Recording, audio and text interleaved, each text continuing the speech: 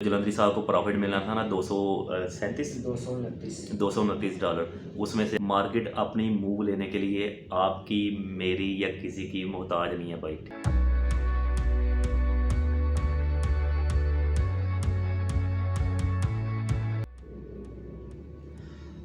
Market का कभी भी टीपी हिट ना होने दें, ये मैं अक्सर कहता होता हूँ कि मार्केट जब आपके टीपी के पास आए, कोई 2 4 5 पिप रहते हों टीपी हिट होने में, तो टीपी प्रॉफिट बुक कर ले करें, आप मैनुअली ट्रेड को क्लोज कर दे करें। क्योंकि होता ये है कि मार्केट कई मरतबा 2 4 पिप रहते हैं, मार्केट वापस चली जाती है।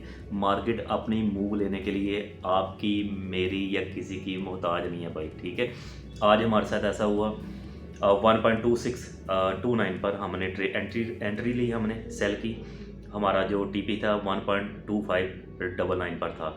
तो जब मार्केट आई 1.2600 पर, एक पिप पहले तो हमने ट्रेड को क्लोज करके टीपी प्रॉफिट बुक कर लिया हमने। तो मार्केट ने क्या किया, वहीं से वापस ऊपर चल गई और इस टाइम मार्केट चल रही है 1.2608 पर। तो अगर हम चाहते हैं कि भाई नहीं जी हरी बत्ती बलनी चाहिए, टेक प्रॉफिट में हिट होना चाहिए ताकि लोगों को ये लो जी जलंधरी साहब की ट्रेड टीपी हिट की थी, तो भाई साहब जो जलंधरी साहब को प्रॉफिट मिलना था ना $229, उसमें से अब ये मनफी होना शुरू हो जाना था, ठीक है। तो भाई स्मार्ट ट्रेडर बने, इतने ही ज़्यादा रूल्स को फॉलो करते हुए किताबी कीड़े या बिल्कुल वो मार्शल आर्ट वाले जर्नैल ना बन जाए, ठीक है। तो भाई स्मार्ट ट्रेडर बने, 1-2 पिप रहते हुए आपका रिस्क रिवार्ड ख़राब नहीं होगा।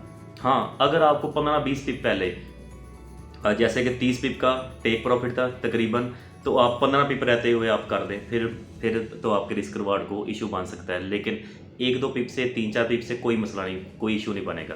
तो इस चीज़ का आप ख़ास तौर पर ख्याल किया करें। 1-2 पिप रहते हुए मार्केट को आप क्लोज कर दिया करें, प्रॉफिट बुक कर ले करें, क्योंकि मार्केट अपनी मूव में किसी की मोहताज नहीं है। वो वापस हो गई तो हो गई।